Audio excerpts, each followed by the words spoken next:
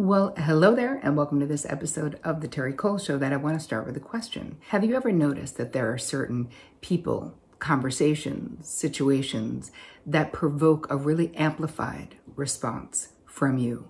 Or maybe there's some kind of TV or movie content that when you watch it is extremely upsetting to you.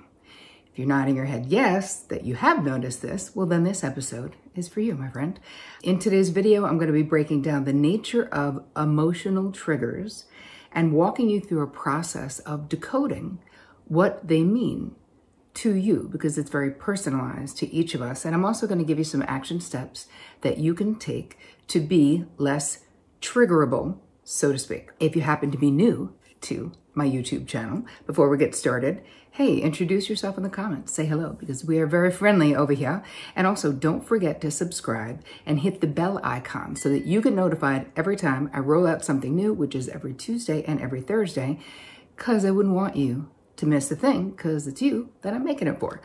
I also love to highlight your questions and your comments, and I'm so grateful for all of the questions and comments that come into this YouTube channel all the time. We are a very active group of people interested in our mental wellness and in our happiness. So today I'm highlighting from Alicia Johnson 2140, and this was under the episode, How to Find Real Joy in the Happiness of Others and How It Will Change Your Life. And Alicia says, thank you for inviting more joy and prompts for inviting joy to help us and the people around us. I appreciate you. Well, you know what? I appreciate you too. So thank you for being here and for being active, because that's what makes this channel so much fun and satisfying to be around. Okay, let's move it on into today's content. I'm specifically focusing on emotional triggers in this episode. And let's make the distinction that that is different than trauma triggers, and that is different than PTSD, post-traumatic stress disorder, or post-traumatic stress syndrome, sometimes we call it, triggers. That's not what I'm talking about. Today I'm talking about triggers in everyday life that we experience, and they can be really unpleasant. So think about it this way. Like, have you ever noticed that there's certain topics that will evoke a big emotion for you? Listen, all topics in life and situations and circumstances and people, they're going to produce some kind of response or reaction from us. Sometimes it's neutral, sometimes it's joyful, and then other times it can be inexplicably upsetting or angering or saddening to us. And that's what we're going to be talking about. You might feel guilty when you see something. You might feel extremely upset about something.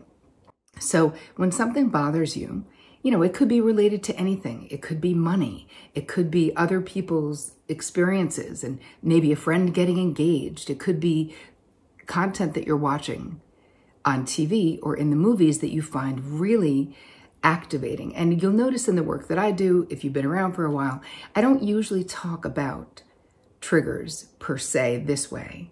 I talk about being activated because I feel like the use of the term can be very confusing, because when it's happening in regular life, I feel like it's more being activated. And I personally like to save the word trigger for when I am talking about trauma stuff. But nevertheless, we're talking about being emotionally activated about content. What can you do? I was doing an Instagram Live the other day with my friend, Dr. Shafali, and she said something really, really true about triggers, and I want to share it with you here. And I feel like it's something that intellectually I knew and I understood, but I would not have ever said it this exact way. So anyway, what she said is 100% of the time when we are triggered by people, places, and things, triggered, right? Actually internally triggered, it's because of us. And that's not a blame thing. That's just a truth thing. Meaning, our life experience, previous experience, historical things, family of origin stuff, childhood experiences, this is what tees us up to be ripe, to be activated by other experiences. So if you had a very punitive parent, let's just say, you may be really activated by a friend who's really judgmental, more so than you would be if you didn't have a punitive parent. So there is a direct connection between your experience in life to the things that activate an emotional response from you in the current moment. And that's not to say that there aren't things that are upsetting or annoying or irritating in real life, just on their own. But that's not called being triggered or activated. When we respond to something that is upsetting or hurtful or mean or violent, let's say, if we respond in a way that says, wow, we're upset by that, that's like a normal human response. What I'm talking about, I'm going to give you some personal examples and other examples so that we can get clarity on what we're talking about. But when we're involuntarily triggered, this is a cue. This is information. Could be a beautiful opening, an opportunity to have a deeper understanding of ourselves and what is driving us. So personally, I had a pretty emotionally unavailable father. And so to this day, even though I've had probably 30 years of therapy, to this day, if I see a TV commercial and there's like a sweetness between a father and a daughter, I am provoked to be emotional. I'll get misty. Maybe I'll even shed a little tear. To me, that is not being triggered because that experience is not super painful to me. I accept that I'm a little tender around fathers and daughters because of what I did and did not experience in my childhood. So that's just a part of the tapestry of my lived experience. Now, if I started hysterically crying every time I saw that, that would be being triggered or activated in a way that I would want to do something about because it would be disruptive to my life. It would be painful in a way that is not appropriate, right? It makes sense for me to get a little misty is normal for what I experienced. And it doesn't bother me. So I don't feel compelled to do anything about it. On the other hand, and another experience, I had too many experiences in my young life with drunk people, me being one of them many of the times. And so in my adult life, for decades at this point, I have very little tolerance for being around anyone who is drunk. So what does that mean? Does that mean I try to control the people in my life? I tell them not to drink. I get mad if my friends get drunk. No, it means that I make sure that no matter where I am, no matter who I'm with, if anyone around me is getting too inebriated, I make sure I have a car and I leave. And I don't leave mad. I'm not judging them. I know this is a me thing. A lot of people can be around drunk people. They're fun. They're happy. It's fine. I just don't want to. So I'm grown up, and generally speaking, I do what I want. And that means I want to leave. And I don't need to explain to people why. Listen, my close friends, of course, know why. And they do their best not to get completely hammered around me because they know I'm going to want to leave. It activates feelings of being out of control, of being scared. And also, it makes me feel like, because I'm sober, I'm always like eyes wide open in life. Why do I want to waste a second of my precious, one-of-a-kind life talking to someone when they're probably not going to even remember the conversation, when the conversation is stupid because they're drunk, because they're repeating themselves, or they're falling asleep, or whatever it is that they're doing? It's my prerogative. I didn't have that prerogative as a child. I have that prerogative as an adult. So again, that's something that I would call it an activation or a trigger for sure from my past experiences. But again, there are productive decisions that you can make in your life to protect yourself from having the experience you don't want to have. And that's my right? To me, that's a deal breaker in an evening. I now know the evening has come to an end. For me, I'm getting in my car and I'm leaving this situation because I do not want to be here any longer. Now, it would be different if I didn't feel like I could leave. It would be different if I had a lot of drunks in my life and they continued to get drunk, even though it was very upsetting to me. That isn't the case.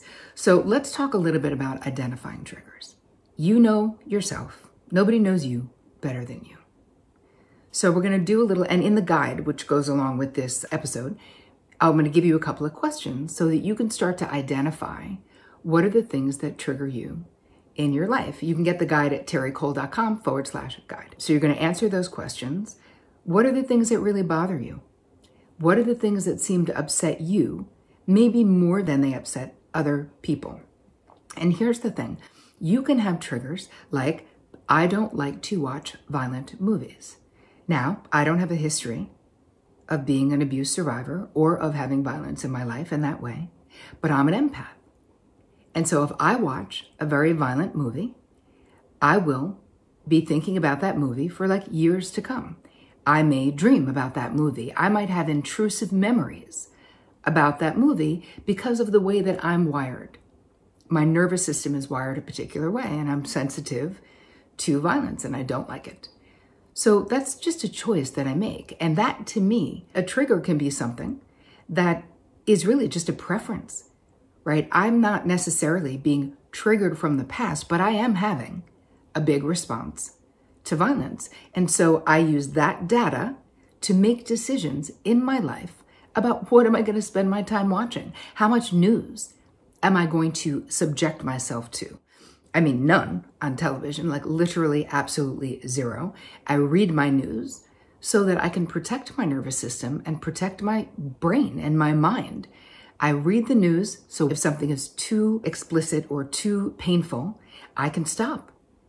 And if I need to go back to it, I can if I want to, or I can ask my husband what happened so he'll tell me without me having to read all the gory details. You know, we find ways around it. But what I'm saying is that it's very important for you to prioritize your comfort and your preference. My whole life is literally built around my preference. Now, it doesn't mean I'm controlling my husband. I'm controlling myself. I'm controlling what I will subject myself to, and how I feel, what I think, and what I want matters to me. So therefore, I make decisions aligned with that truth. The second thing we're going to do, and I have this in the guide, is we're going to decode your triggers, the historical ones, right? Because some will be obvious. They'll be present. I'm an empath. I don't like violence. That doesn't have to be something from the past. That's just the way that I am. But a lot of my triggers, and yours as well, will be anchored in a past experience that still is charged. So I will give you the questions to ask so that you can decode your own triggers and understand what is happening for you in that moment, what is going on. Because a lot of times there's an original injury that actually needs our experience. We need to process something that happened long ago so that we are less activatable in this present moment, or less triggerable, we could say. And then the third thing I want to say is the be discerning part, meaning make decisions in your life based on how you feel and how you want to feel. What is important to you? If you want to be calm, if you want inner peace, then you need to make decisions that are aligned with creating that environment inside of you. So being discerning about how you spend your time and with whom. A lot of times when we're high functioning codependents, when we're people pleasers, when we are seeking validation outside of ourselves, we're so overly concerned about how others will perceive us if we prioritize ourselves, that we sort of are endlessly, quote unquote, taking one for the team. We're like, okay, it's not that big of a deal, but I'm really going to challenge you to realize that it doesn't have to be, quote unquote, a big deal. It just has to be your preference, because you're the only one who can take care of yourself in this way. You're the only one who knows what's activating you and causing you pain. If you can keep in mind the wise words of Dr. Shefali, that it's similar to what she was saying, right? All your triggers are within you from your experience, especially when they're historical triggers, right? It's almost like, you ever watch a horror movie and they say, the call is coming from within the house. This is similar, where the activated, triggerable content, experience, original injury is coming from within you. And again, that's not a blaming thing. That's just a truth thing. And hopefully you'll experience that thing as really positive, because it means you can do something about it. If we go, this person triggers me, it's them. How they are is wrong. And you guys, I'm also not talking about being in abusive situations, right? Because anyone is going to be upset in a heightened way if they're in an abusive situation and being abused, whether it's verbal, emotional, psychological, physical. So I'm not talking about that. I'm talking about going through life and being like, I don't like that person. They trigger me. And the onus being on them. And what I'm saying is they may trigger you, and maybe they are a big idiot, right? That's possible. But why they trigger you is about you.